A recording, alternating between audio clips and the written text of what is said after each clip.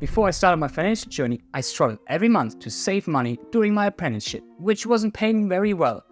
But I never knew why it was so tough keeping my money just over it. Today, I can give you 9 methods on how me and my fiancé are able to save around 52% of our income, which you can implement from today on. And congrats, you just accomplished your first step, because you're trying to educate yourself on financial topics to improve your situation.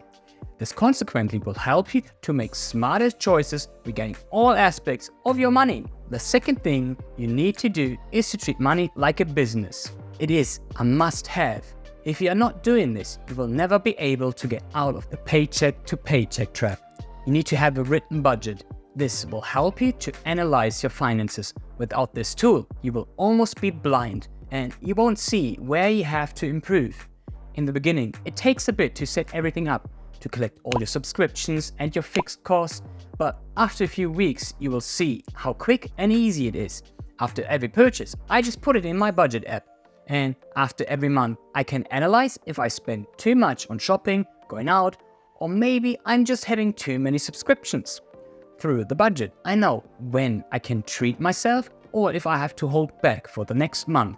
Remember, a budget is not there to tell you that you can't spend things on yourself. It's just there to tell you you have more potential or where you need to control yourself a little bit more. I had a stressful month at work where I went almost every day to the service station and bought a Monster. I love Monster, and it's way better than Red Bull. I was shocked when I added those numbers. Generally, you should aim for 50% of needs like rent, food, utilities and transportation, 30% wants and 20% on savings. Pretty similar to the energy drinks, and you might find that in your budget. I saw most of my colleagues not just getting drinks at the shop, no, they even got their lunch there, every day. The same can be said for the classic make your own coffee at home. Just do your own lunch. Even before I had a great partner like my fiancé Lou, who always takes care of me, I tried to cook in bulk. I hated cooking because I had no clue that there are many quick and easy recipes.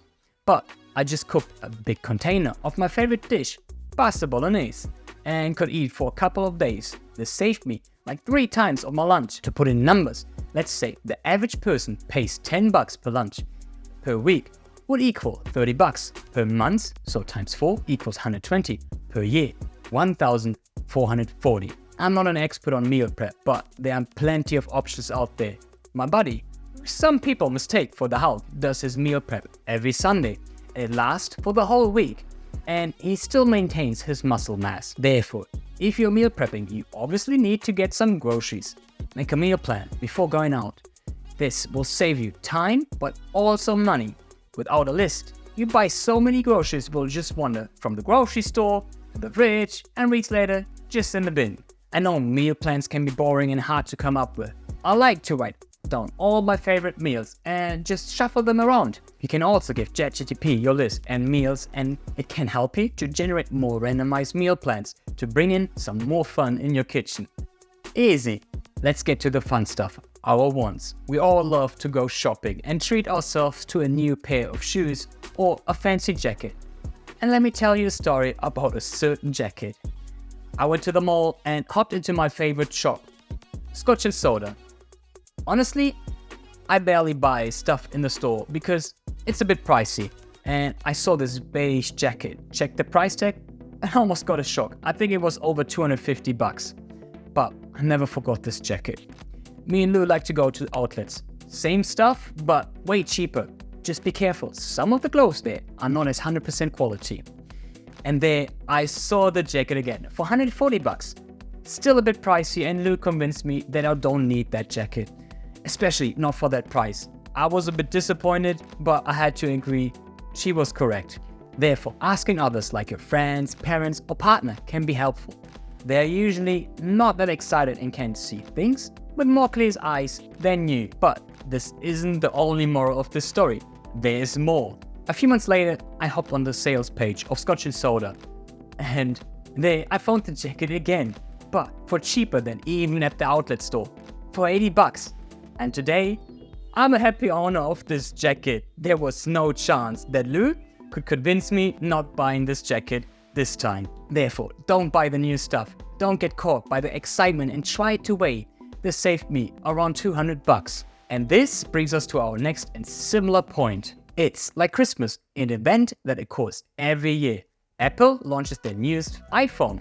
Honestly, as long as you don't make money with your phone and you're not a content creator or anything like that, I'm 99% sure that you don't need that newest iPhone. It's again that excitement of novelty that gets us. And kudos to Apple for getting millions and millions of people excited to buy the newest generation every year. Something you can notice: when the iPhone 15 got launched, the price of the iPhone 15 was plummeting, probably by 50%. And I'm pretty sure that you won't notice the difference in the performance. Therefore, just be patient and get the previous model. Also, there will be way more reviews and tests on the older models, so you can decide for yourself if this phone is the right fit. And before all of you get mad at me, I'm not even an Apple user. I love Samsung. I like the freedom and variety it offers, and I believe that Apple is oftentimes overpriced. I got the Samsung Galaxy S20 Fan Edition used. Another trick for you: for $300, and it can shoot 4K videos as well with 60 frames per second. Most of the normies won't be able to see the difference between a video shot on my Samsung versus a Sony camera. To sum it up, don't get the newest phone and get the previous phone, and check for used models. One of the best tools I used, which needs a bit of patience from you as well, is a price checker. I used a great tool here called Idealo. You can see the price history. This shows you if the price is at its highest right now, but also compares all the deals from many e-commerce sites, and even alert me when the wanted item hits a certain price. This will allow you to save lots of dollars too.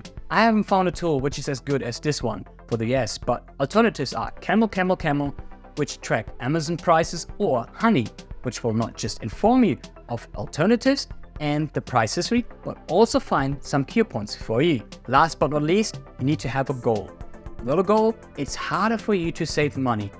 You can save up to your next vacation or build an emergency fund of 3 to 6 months depending on your situation.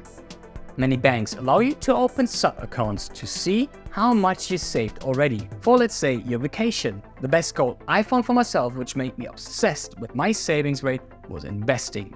Without this goal, I did not think I would have been able to quit the rat race so early. Therefore, if you want to learn more about how to use your savings and build your wealth, check out this deep dive.